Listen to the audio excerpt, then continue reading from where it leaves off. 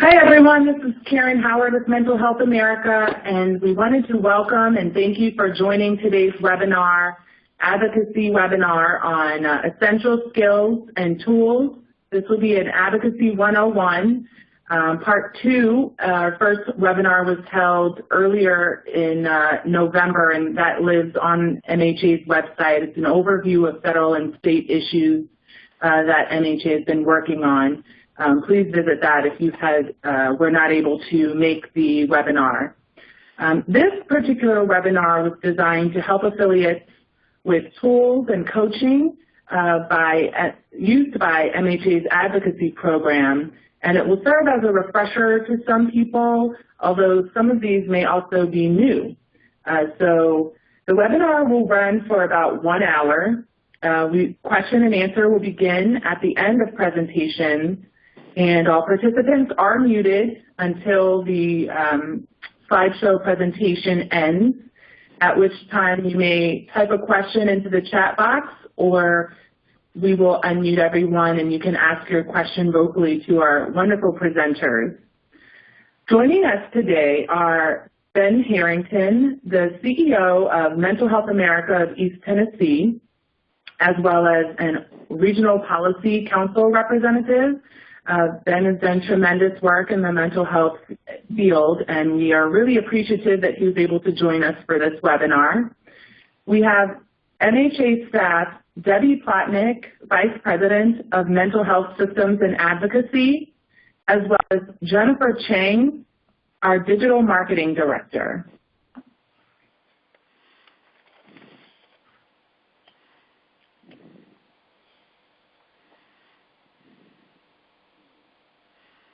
A few quick housekeeping points. Participants will be in listen-only mode. This webinar will be recorded and will live on MHA's webinar webpage. If you would like to download the recording and watch it later, we will also have our slides there for use and reference, and we encourage you to do so. Participants will receive an email when that link goes up on our website. And again, the chat box is really useful, so if questions arise during presentations, feel free to use that, and then once the question and answer session opens, we will visit those questions. I wanted to briefly thank the Regional Policy Council sponsors for 2017. The Regional Policy Council sponsors help with our programs, including 4 meetings that are held throughout the year: Allergan, Janssen, Lilly, Neurocrine, OSCA, Synovian, Takeda-Lundbeck Alliance, and Teva.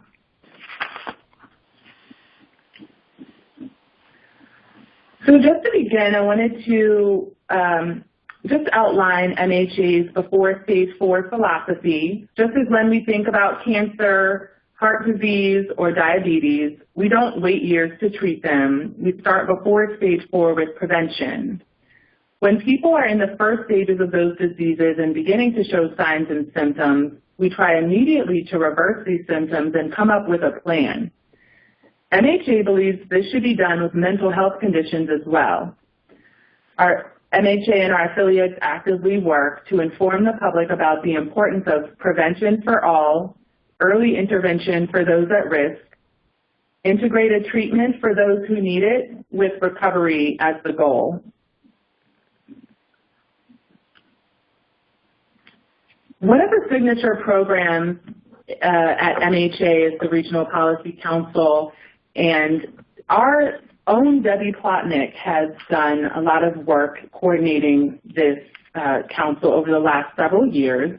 I would like to introduce Debbie now, and if you would, please take over on Regional Policy Council. Thanks, Caren.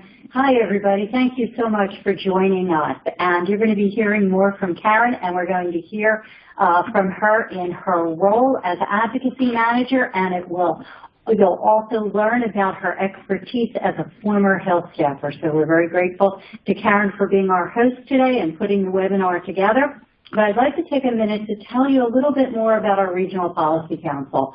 And we have Ben Harrington today, who is one of our Regional Policy Council coordinators.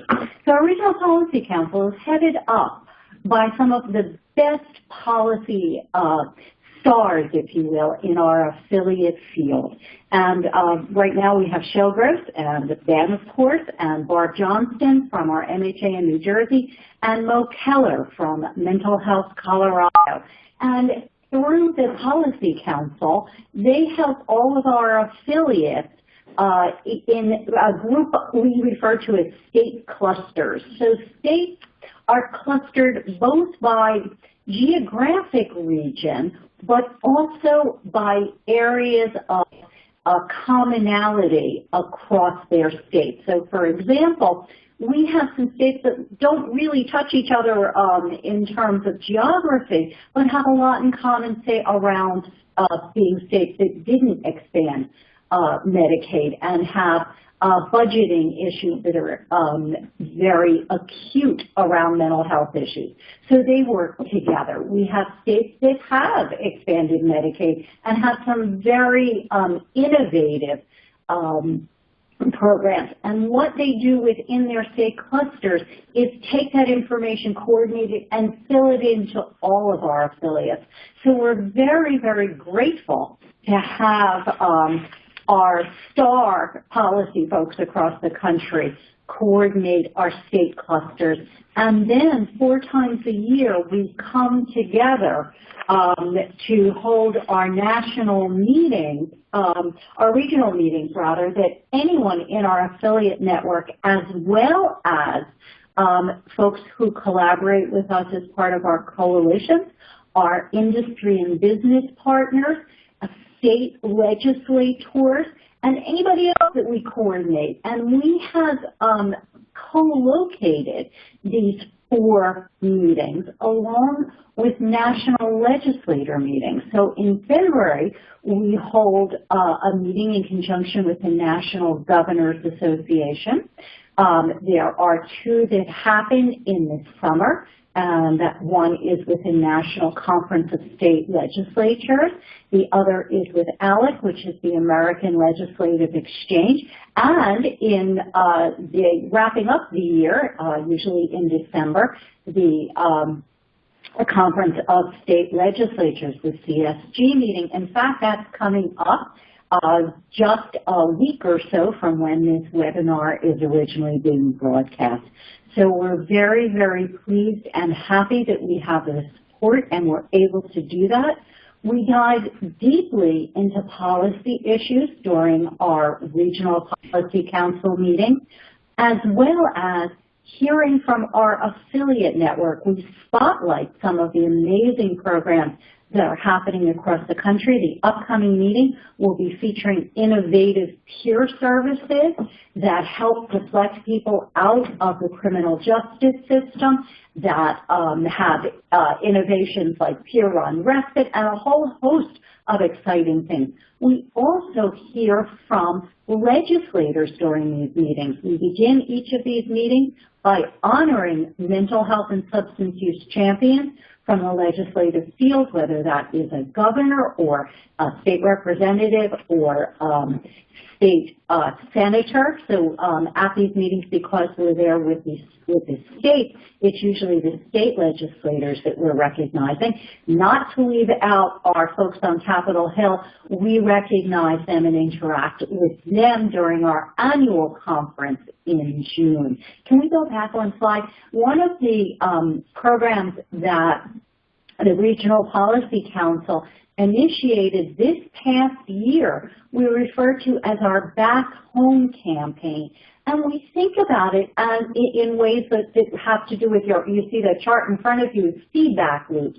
So we have our affiliates on the ground and our partners who are in touch with state and local officials back home in their districts, in their home, visiting them at their local offices, and also inviting them to come into our MHA offices and to participate in our events, be it something like a holiday party or a special fundraiser, or where we say thank you to members of the field, or just to come in and take a look at the wonderful programs that our MHAs are conducting throughout the year. You'll also hear later in this webinar a big part of what many of our MHAs do, which is coordinate Hill Days.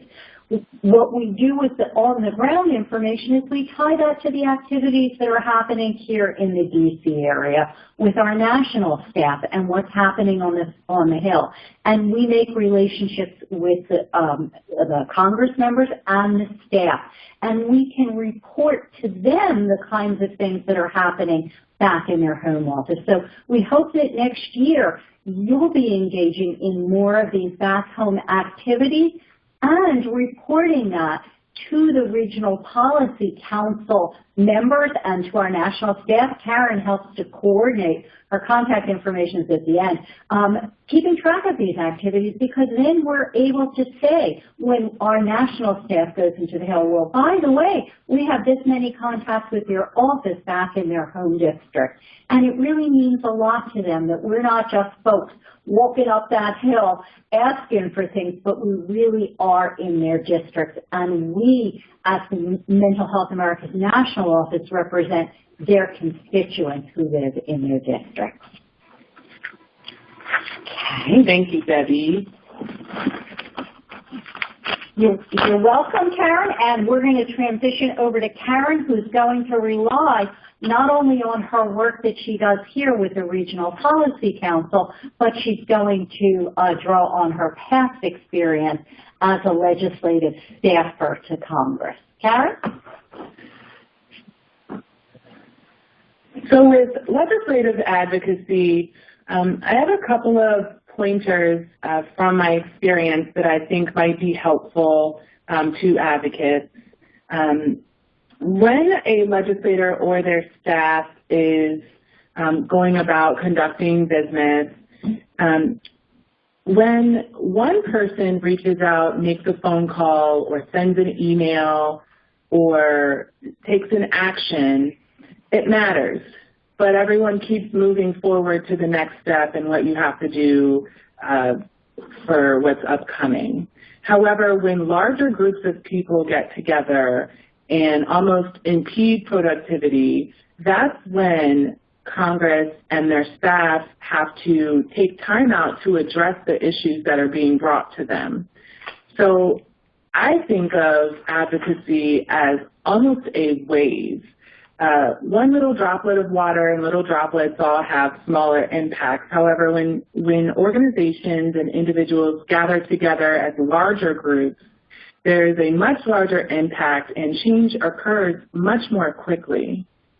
Some of the most effective coalitions that Mental Health America is a part of have numbers and numbers of members, tens of members that all sign on to letters that are sent to Congress, and those letters are reviewed by how many organizations might be signing that letter, and then how many of those organizations have constituents within a member's district.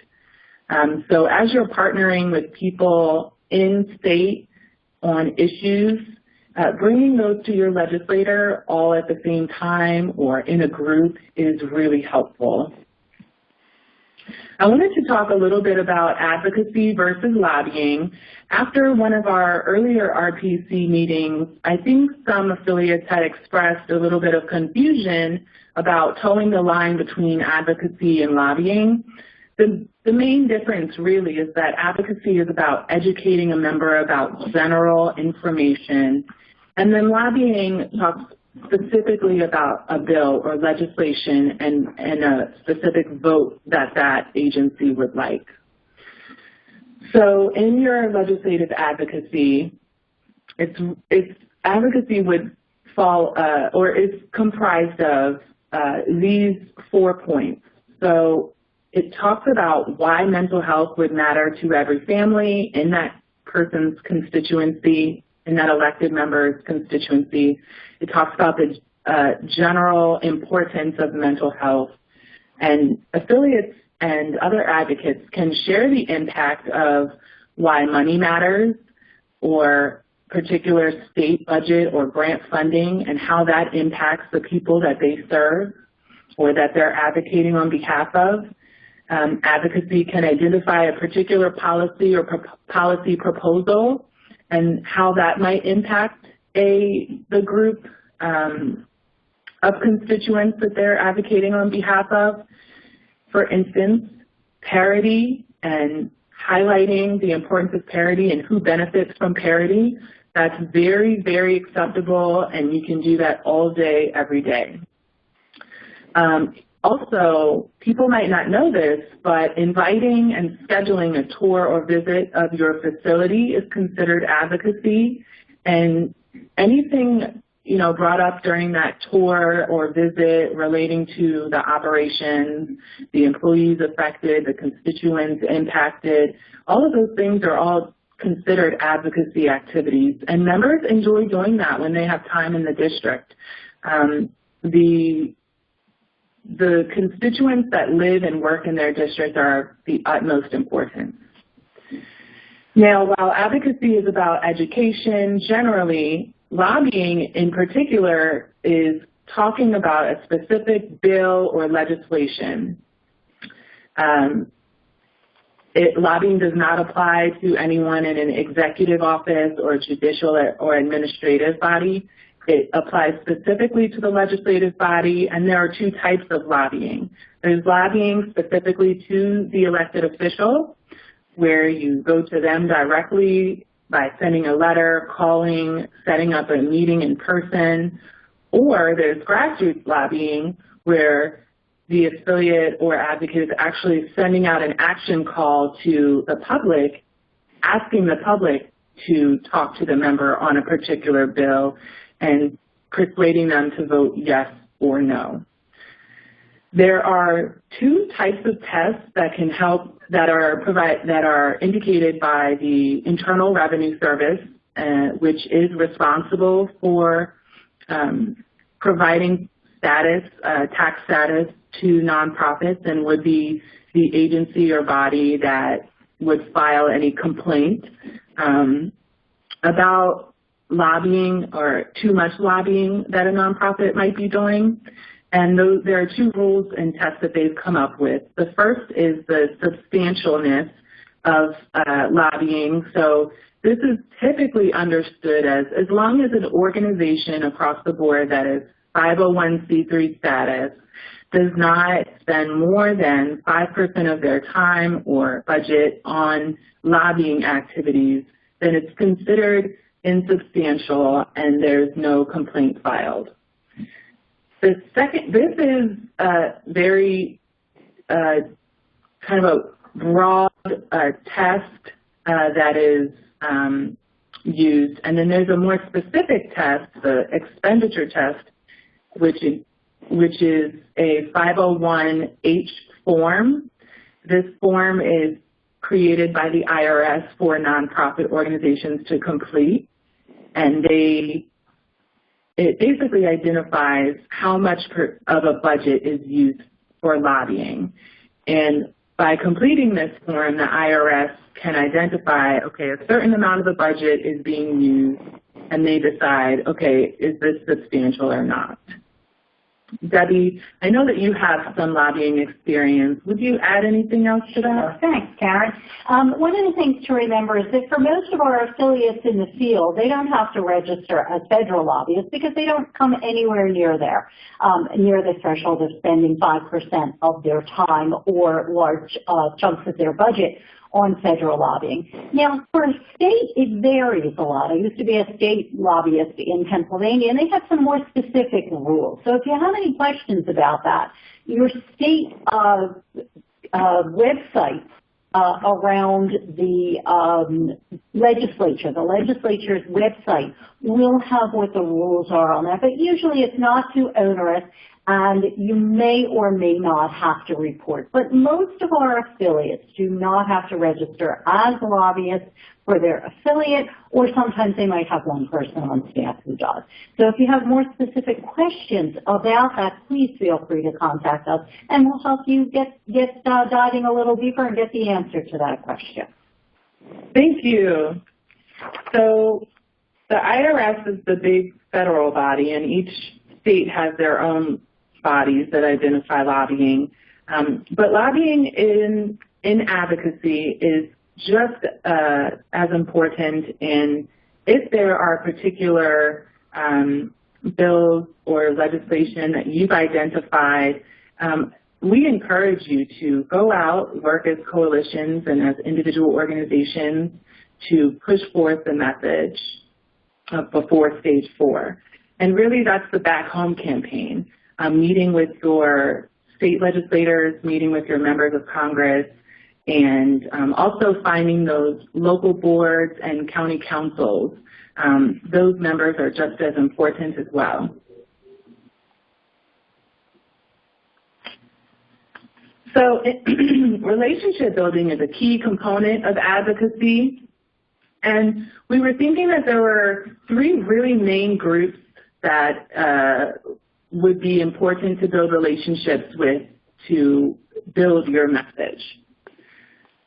The first is officials, and these officials can be at the state or local level as well as the federal level, mayors, your council members, office of the sheriff, departments of mental health. And in preparing for any type of relationship for that, you would want to do some of the kind of research and background work so that going into a meeting or phone call, you're totally prepared on what angle that they may be coming from. By reviewing recent press releases or news events on the website, by doing a Google search, and by identifying committees and projects of mutual interest, you'll find that you're most effective in your advocacy. I would also encourage you to search your network for connections so that there's kind of a warm, it's a warm meeting versus having a cold meeting. So if you know of someone that has a connection within an office, allow them to introduce you and help you get in front of that official. Relationship building with organizational peers and the public is also just as important. Officials don't have as much time to spend all of the time, and so that vertical relationship is key but limited. So we have a much larger kind of opportunity to work cross-collaboratively with organizations, and we encourage you to build coalitions and coordinate activities across a horizontal kind of build. Ben Harrington, our RPC member and presenter on today's call, will talk a little bit more about some of the coordination he does, including an advocacy day on the Hill. And if you'd like to revisit this with any questions, please let us know. Another important relationship is with our industry partners and our businesses locally. Government relations and public affairs teams are specifically set up to work with the community, also external affairs and outreach departments within businesses. These people are actually, looking and seeking coordination with folks of subject experts, and advocates are subject matter experts. Within larger corporations that might be national or international, they use, a lot of the times there's this 501c4 philanthropic or foundation arm, and those businesses use that department to work with on-the-ground advocates. And you can really set up some great information sharing where the organization or business is learning about mental health and the work that you're pushing forth, as well as where there might be areas of collaboration. I know that provider organizations would be a huge critical component in relationship building, as they play a very large role in mental health. I wanted to move forward a little bit towards effective messaging. So in addition to relationship building, once you have that relationship or once you have that connection, you want to be able to speak to someone and get the message across. One of the best ways to do this, I've found, is through connecting, making an elevator speech, providing some type of numbers or data, offering points against your argument, offering points in favor, having an ask, and then doing follow-up after your initial connection.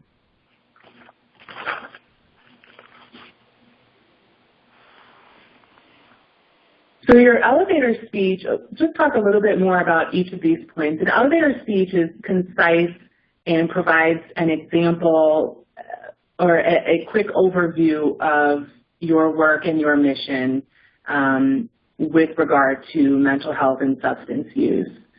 Once you have that quick elevator speech, then you want to provide one stat or funding numbers or some type of data that show the impact of a policy or of what the existing climate is.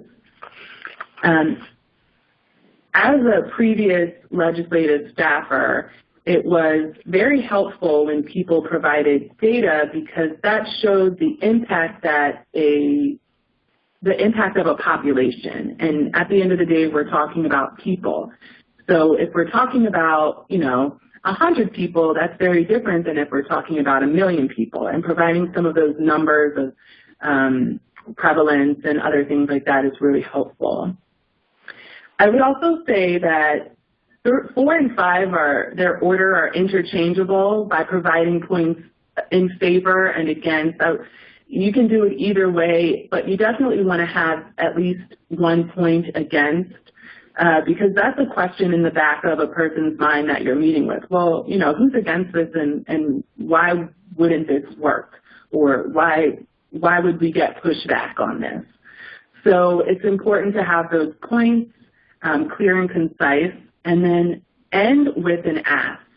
If you're in a meeting or on a phone call, your ask is really important at the end because you want that to be the last thing the person thinks about when they hang up the phone or when they leave the meeting. And your ask should be specific.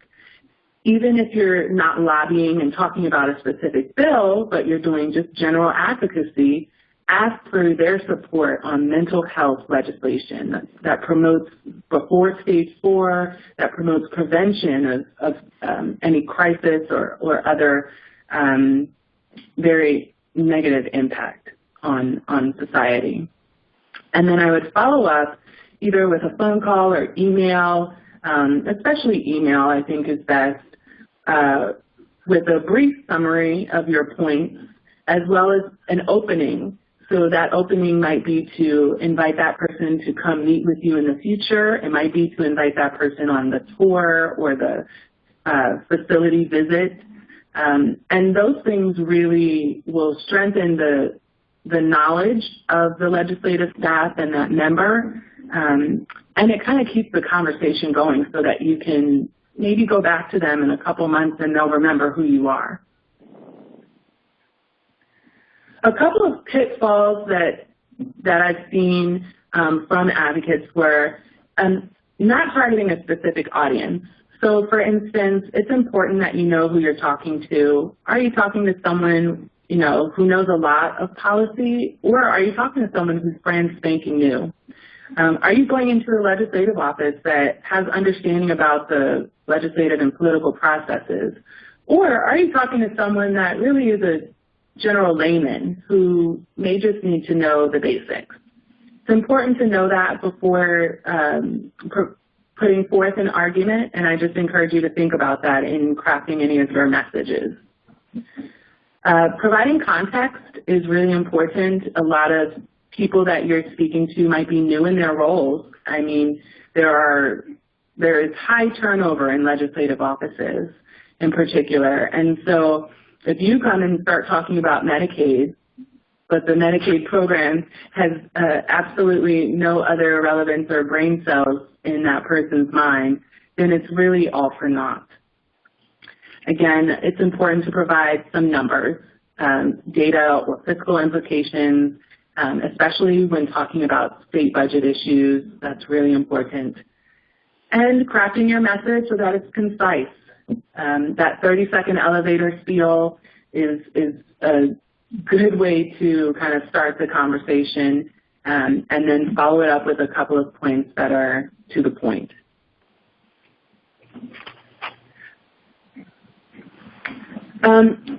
I also wanted to talk a little bit about how effective messaging is a team-oriented activity, and here at MHA we have 4 or 5, sometimes 6 different people that work on a particular action alert or message. And so for our affiliates that are smaller, feel free to reach out to MHA and ask for help, or work with your coalition buddies and other organizations working on similar projects. You want to have a subject matter expert who knows the deal. You want to have a communications expert, such as our presenter today, Jennifer Cheang, who understands kind of how to talk to people and who the audience is. You want to have someone who knows the software application or the actual technology being used to present this message to others. And then it never helps to, or never hurts to have additional input from someone outside of that circle. I wanted to just provide a brief example of an action alert that we recently sent out in response to a bill that Congress was considering. We started with core language, which actually was a little bit too wordy, and so we changed it, we revised it and pared it down some, and then we finally got to our product, which you'll see here, which is very straightforward and to the point. Of course, people want to have some additional information that they can go into. However, having your core message is really important, especially when doing grassroots advocacy, which can include people that are, 17 to 21 and all they want to do is click a button, and then also your more experienced advocates who may be very busy and time limited and may just want to have an easy read. So you can see here that we went through several stages of editing and had a long process. So I wanted to talk a little bit about modes of communication, and we have some tools to help with effective messaging. One of the most important modes is in-person individual meetings. These can be with legislators, but they might also be with other folks. If they're with legislators, we would try to say an annual meeting is great.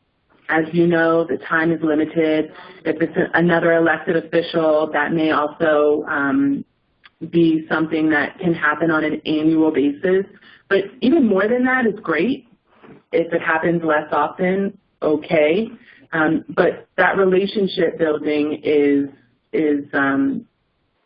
that relationship can be built with yearly meetings, and over time you'll build a repertoire. Something to keep in mind is human connection is warmth in data. So connecting with a person, having that eye contact, being confident, making them feel comfortable, and then providing your 30-second spiel with data is important. Tools that you can use are to prepare for the meeting are visiting the website, calling for scheduling instructions. Every office is different. Some people want you to fill out a form, others want you to send an email. So just making sure you have the correct instruction and connecting with that office is important. And I also encourage, again, the follow-up. So leave behind a one-pager on your points and what you wanted to cover in the meeting, as well as a follow-up email. Town hall meetings are another mode of communication, and this is an opportunity for an elected official or a county council to have a large group meeting and meet and talk to a lot of different people and get a feel for kind of the climate in their district. Some people hold these, or some organizations hold these quarterly, some more often, and some not even yearly. So you really just have to check and see, do your research to see how often you can participate in a town hall meeting. In town halls, you want to keep in mind that your elevator speech is helpful to inform your peers and your public, as well as the staff and the legislator. And it's more important to be general versus specific. Sometimes specific questions can be pulled off to the side and talked to separately, but when it comes to a matter of communal issues, mental health is that. So making sure that they know mental health is a community issue, I think is important. One really good tool of engagement for town hall meetings is a show of unity, and Ben will talk a little bit more about this, but using color or a pen or arriving in a group, somehow drawing attention to mental health is helpful to help the legislator remember you or the council person remember you and your group. It's important you can prepare questions in advance, which will allow you to be prepared. And then finally, wearing comfortable shoes is really important. As some town hall meetings, you have to stand up for long lines outside. It might be cold or very warm, so remember to dress comfortably.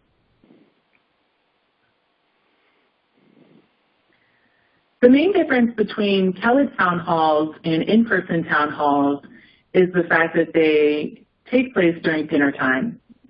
This is one of the most inconvenient times of the day, and most legislators know that they're bothering you by calling you during dinner. So one way to kind of make sure that your participation in a tele-town hall is effective is to know that your questions are being vetted. You want to participate as often as you can, but the way that you know and learn about these tele-town halls is usually through an email or newsletter that goes out.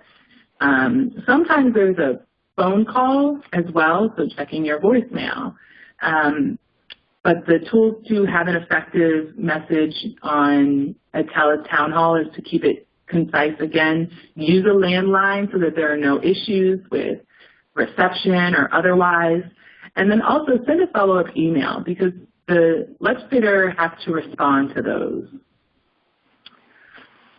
I wanted to go a little bit into conference calls, which are a form of more grassroots advocacy. So you can hold these as often as you feel necessary based on the consensus of your coalition or other organizations that you're coordinating with. But conference calls are a great way to get everyone caught up, and the way that they're most effective is through standing appointments. Sending your agenda out in advance is helpful for people so they know whether the call is relevant to them and how to manage their time. And there are several free platforms that are out there for people to use, including Free Conference Call, Google Hangouts, Skype, there's Facebook Live, and other things like that that you can use for conference calling. And then there are some other costly or paid for tools of engagement, including FreeBridge and Start Meeting. Now I want to turn things over to Benjamin Harrington, our community leader, expert advocate, and regional policy council representative. Ben has been very active in Tennessee on his day on the Hill, and he will talk a little bit more about that and his work in coalitions and overall advocacy. Thank you, Caren. Glad to participate. Tennessee has done a mental health day on our Capitol Hill for 16 years. So this year on March 7th will mark our 17th.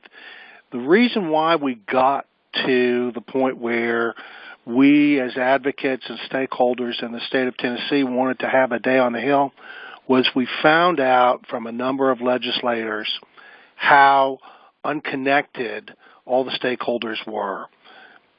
Many different organizations, NAMI, mental health associations, providers of mental health services, addiction services, we all weren't on the same page. And because we weren't on the same page, we were complicating things for the legislators. They did not know which issue or which side of an issue to support because we were in conflict with each other.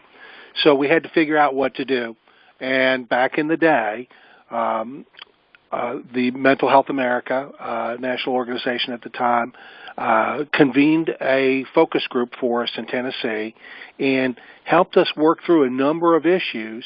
And we figured out we really did have lots in common, even though we were kind of duking it out beforehand. So we decided to form a coalition. The MHAs took the lead and have always been leaders of the coalition since it was founded. And the reason to do that is because we like to play Switzerland and be very neutral and work with everybody. And in doing so, we've been able to lead our coalition forward. So that's how and why we had to form a coalition, so we could get our act together and get on the same page. Now, some of the things that may unify stakeholders in whatever state you're in might be all sorts of things like various legislation that's been presented, or the impending state budget, any cuts or something like that might help motivate folks to work together and form a coalition so you can actually plan a day on the Hill.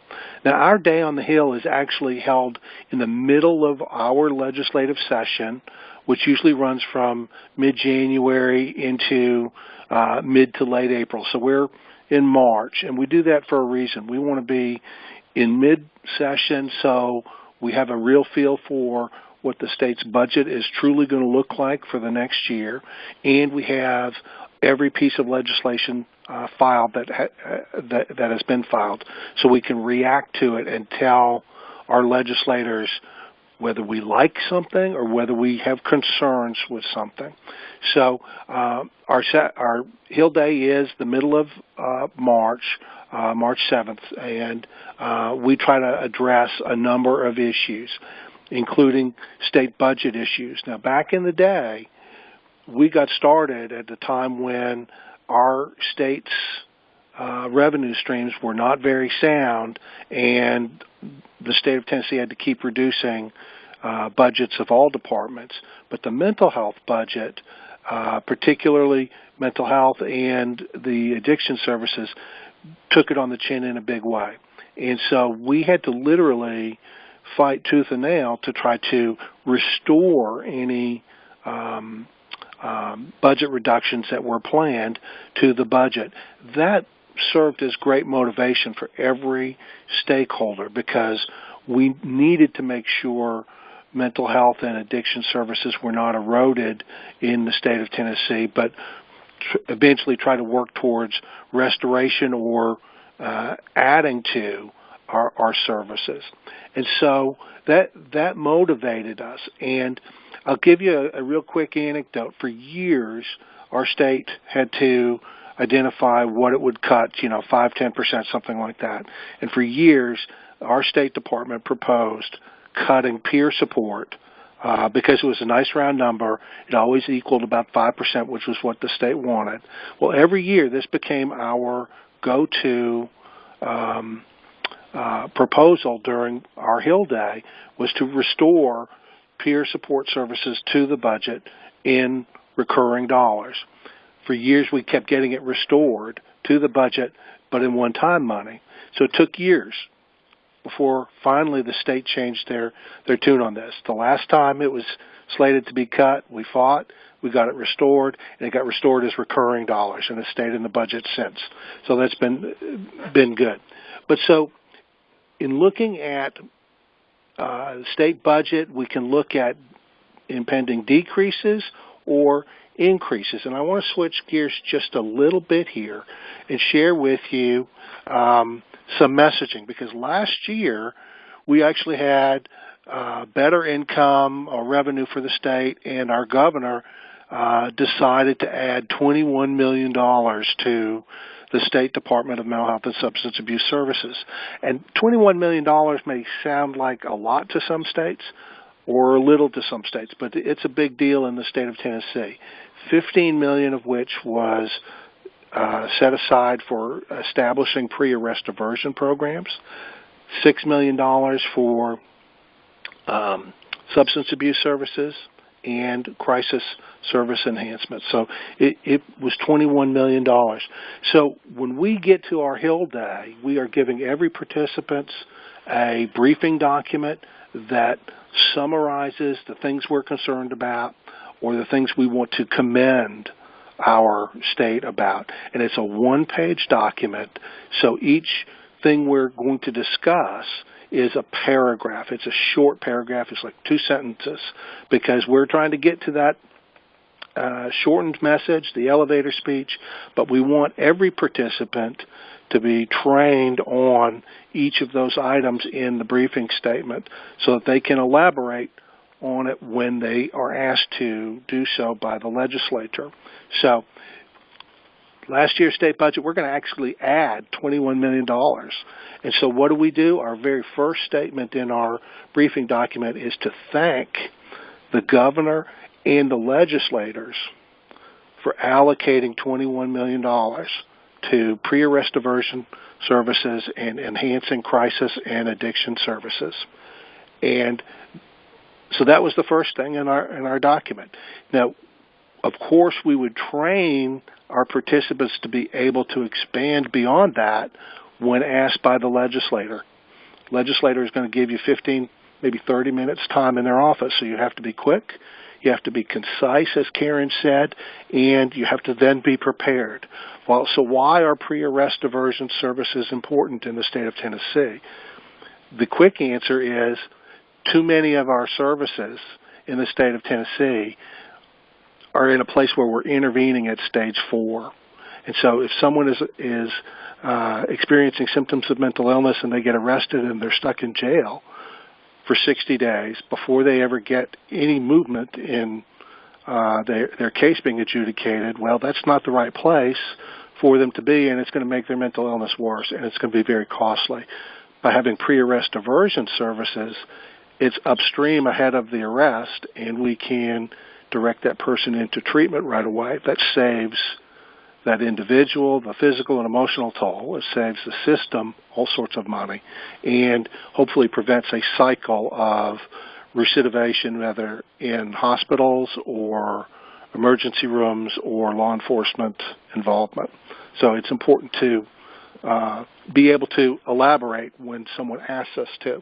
And so we like to thank folks for when they're doing something right, and then we also will, in our position paper, identify something that we're concerned about.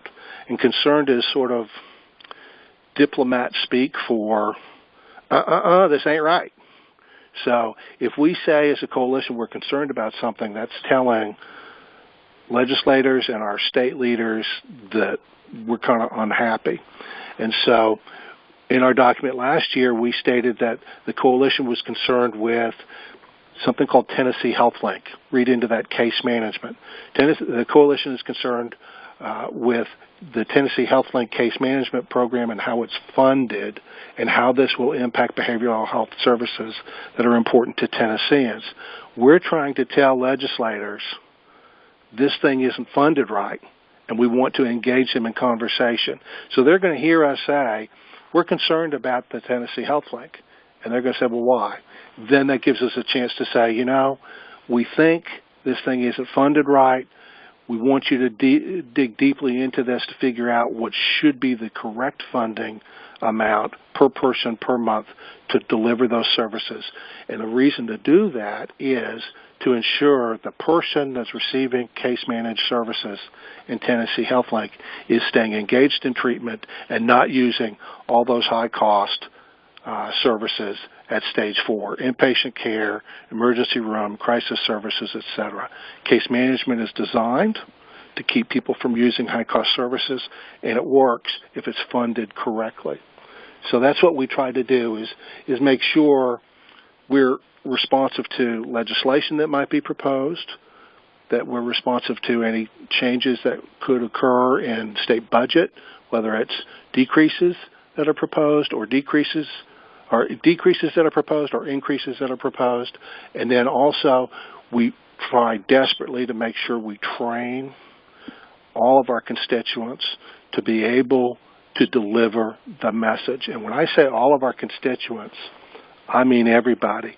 Our Day on the Hill has about 450 to 500 people, all there wearing a Before Stage 4 button or carrying a bumper sticker that says Mental Health Matters to me, that sort of thing. And they have been trained to go see their legislators. They go to see legislators to talk about a host of issues, but it's family members, it's peers, it's providers of mental health services, providers of addiction treatment services, it's advocates. Everybody is on the same page. And so when everyone's there on the same day, speaking the same language, and giving the elevator speech, they're hitting a home run. And then the next thing that happens there is that person gets to take that message and drill it down to how it really is going to impact them. So last year, we were expressing concern about case management not being funded right. So we made sure legislators were hearing from clients, peers who received case managed services and what it had done successfully for them to keep them safe in the community, not in the hospital, not in the emergency room. They needed to hear where it was working previously to when our Medicaid department wanted to decrease funding for that service so that they could buy Then I'm going to jump in. This is Debbie. That was fabulous. You gave real-world examples of the most important things in advocacy. Build that coalition. Build it over time. Be consistent. Make the relationships. And you talked about putting out fires when a budget issue, a line item is going to be cut. And you also talked about planting seeds, planting ideas, and making relationships. So we thank you tremendously. That was a wonderful example of on the ground. And folks can see why Ben is one of our regional policy reps with his years of experience and great understanding. Thank you, Ben and Debbie. We wanted to talk a little bit about a couple of other modes of communication, including action alerts and email marketing, the Before Stage 4 message. Email marketing is really ongoing. We wanted to focus, this might include your newsletter, but it might also include other informational emails. An action alert is really an urgent, intermittent, yes, no, or thank you, and those have to focus on one point and be concise. Some of the tools that we use to send out action alerts and to do email marketing across affiliates is Google Analytics, which helps with knowing clicks, what's clickable, what people like, what your constituents like to see, what they will send. And then some of the tools to send emails are Constant Contact, MailChimp, Condio, Phone to Action, and Quorum. This is Jennifer Chang, the Digital Marketing Manager here at the National Office, and I wanted to chime in about email marketing specifically, because the thing about email marketing is that when you send an email out, it goes directly to the people who are most likely to take the action, and you want to use it intermittently and for very specific purposes.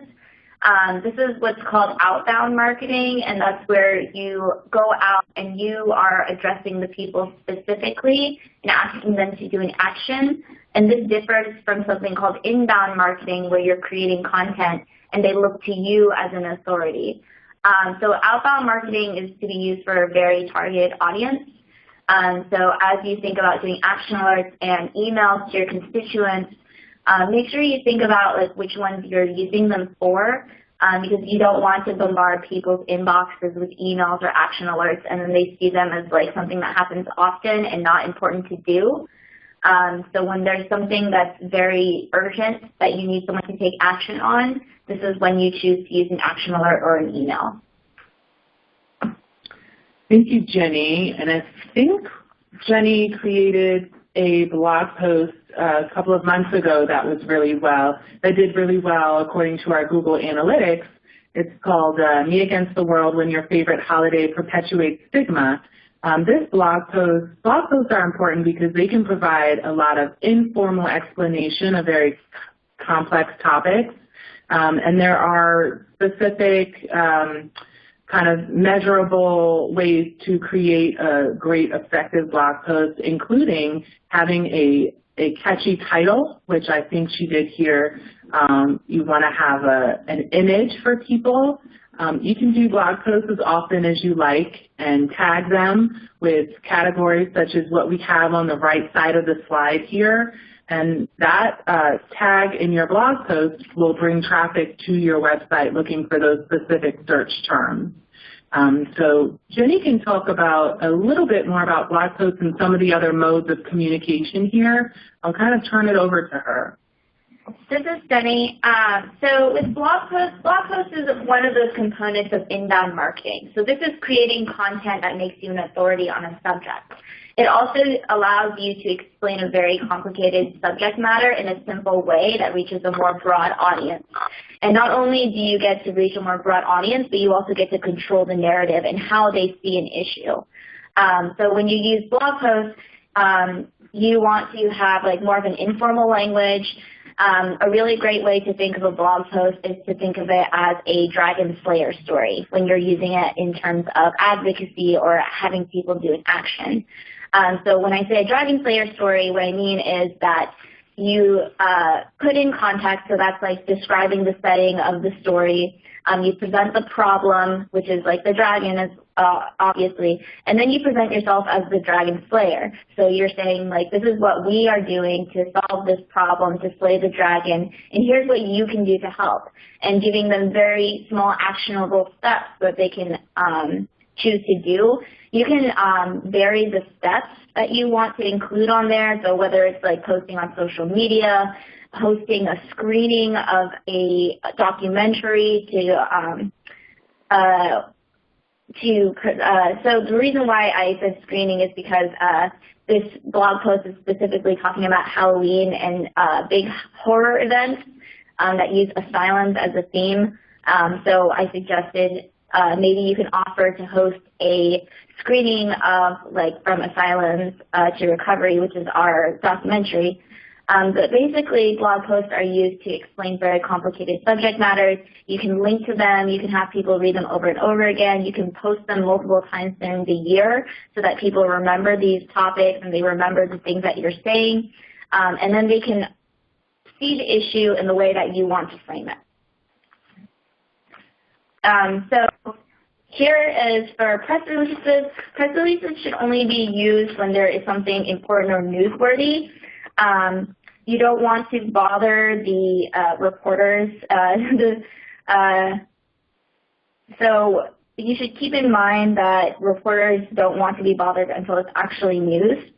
And if you have trouble determining which stories that you have are news, you can always reach out to us and say, hey, this is happening, like should we start disseminating it to the media? And we can help you with that. Always check what beat the reporter that you're trying to approach covers. For example, don't send a healthcare story to a reporter who covers international affairs or defense. Most healthcare reporters are going to be very well versed in policy, so be ready for any in-depth questions they may have in regards to policy and politics. It's always better to develop relationships with the reporters and communicate with them one-on-one occasionally, going out with them for coffee or something. You want to make the reporter feel like you're the only one that's talking to them and that they should look to you whenever something's going on in terms of mental health in your community. when it comes to tools of engagement, so the national office maintains a database, but you can actually just have a spreadsheet of reporters and what stories they cover, what their publications or outlets or TV stations are. Most of the media have email or phone numbers available for their reporters public. So like without spending anything, you could literally just create a spreadsheet with the reporters and producers that cover your issue and then send them whatever the press release is. Always blind copy reporters or send emails individually because you don't want it to look like an email blast that you're sending out to everybody. You want to make a reporter feel like that you're talking to them specifically. Something to remember is that members of Congress and state legislators literally have staff that read the papers for anything that pertains to them and their issues. They also add up every email and phone call that comes to their offices, so letters to the editor, to local papers matter, and phone calls into their offices matter. I also want to talk about social media a little bit. Social media has gotten a lot of flack for being sort of slacktivism is the term, where people just like tweet or post about it, but they don't actually do anything. But a lot of people don't realize that when you're getting millions and millions of messages about how this is going to hurt people, it sort of influences the way you think. So how often should you use Twitter? Multiple times daily. Your Twitter post is probably only going to be visible for about 1 to 3 seconds. So make sure you choose an optimal time when most people are awake. So think about the West Coast if you're on the East Coast. So if you post something at 12, it's 9 a.m. for them. So that's like a pretty good time to be posting. Use easy to remember hashtags when you're putting posts together. Hashtag save mental health, like hashtag tax reform bill, things like that. Not only does it help you bump up your results when it comes to searches, it also helps people to remember your post and like your message, and they'll use it for their posts as well. You want to post constant updates and timely reactions because the most important thing to remember about social media is to be on time. So like things pass by very quickly in the social media world, so you always want to be on top of things. Some of the best posts that do well on Twitter are big images like the one that you see on the slide. That's this big red square with 2 sentences on it. Images get shared a lot, but images with words on them get shared even more because not only do you want to have a picture that says 1,000 words, you want to control what those words say. So you want people to use the words that you're using and for them to communicate those to their legislators and their representatives. We use tools such as Buffer. So Buffer is a scheduling tool that you can use that you can plan ahead all the Twitter posts that you want to do. And Twitter cards, which you can see here, are also very important. So Twitter cards are images that you can click on directly and it'll take you to a link outside, and that just reduces the number of clicks it takes to get to your action alert and for people to fill it out because the less clicks, the better. I kind of wanted to show you where you can find them. So if you go on your Twitter page and you can hit this button that says Twitter ads, and then you can click on creatives. And under creatives, there's a little drop-down menu that says cards, and it'll lead you to your card library where you can create a card in the top. Facebook is growing as a medium to contact legislators. If you're looking to have people act on something, you want to do it daily, but not multiple times during the day because Facebook's algorithm will bump your post up or down based on how many times you do it. It's according to their logarithm, and you don't want to bother people's news feeds or they'll unfollow you completely. Facebook's audience is older and more broad, so you want to be mindful of who your audience is and how they will react to the language you use. This is where you want to be more nuanced in the way that you talk about things and maybe not as aggressive, whereas Twitter you want to be very direct and aggressive. Facebook has a tool called Facebook Town Hall. You can see it on the image on the slide where each personal page will have their legislator. So that goes all the way down from your local school board all the way up to your senator, and people can contact their pages directly. one important thing that you want to remember is this thing called constituent badges. So when your constituent badge is on and you comment on a legislator's page, it will show up right next to your name, that little black circle, and it will let them know that you are someone that resides in their district and that they are your representative. There are people on their staff that will not read anything that doesn't have a little constituent badge on it. So if you really want people to use Facebook to contact their legislators, make sure they know it's on. And be mindful, because this is still in its beta testing phase on Facebook, so some people have it and some people don't. So you may want to hold off for a little bit, but it's going to be a great tool for Facebook.